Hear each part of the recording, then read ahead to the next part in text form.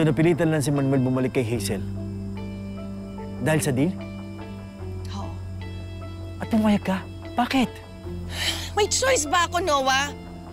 Wala, di ba? Felma, calm down. Kung pinigilan ko si Manuel, makukulong si Colleen. Ah! I'm sorry. I'm sorry. Ang sakit lang ng ulo ko eh. Kung ikaw yun, kung ikaw nasa kalagayan ko, sino pipiliin mo? Of course, si Colleen. Pero Felma, niluluko lang kayo ni Hazel. Kung kaya niya sabihin na kaya niyang kumbisin si Timo para bawiin yung statement niya, that means... Si Hazel mismo ang nag-utos at idiin si Colleen. Alam naman namin yun eh, ni Manuel. Pero wala kaming ebidensya. Wala kaming ebidensya! Wala kaming ebidensya!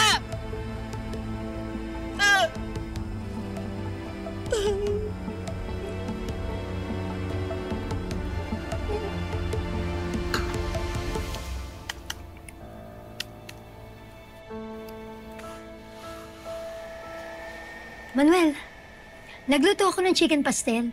Yung paborito ni Jessica, naalala mo? Kain ka na. Oh my God! You cook my favorite! Ba, syempre, para ganahan kang kumain, tapos makapag-aral kang mabuti, di ba? Hindi na ako sigurado kung nakuha ko yung lasa, kasi di ba ikaw yung madalas magluto nung kay Jessica? Pwede ba tigilan mo na yung paggamit kay Jessica? Nandito na ako, binalikan na kita. Nasa'yo na nga yung phone ko, di ba? Oh, hindi mo na kailangan magpa-impress. Grabe ka naman. Hindi naman ako nagpapa-impress, Manuel. Gusto ko lang naman iparamdam yung pagmamahal at pag-aalaga ko sa'yo. Mga bagay na hindi ko nagawa sa'yo nun. Sana kung hindi mo kayang i-appreciate yung effort ko, at least man lang i-acknowledge mo. Huwag mo namang i-recheck. Tsaka sana, kausapin mo naman ako na maayos.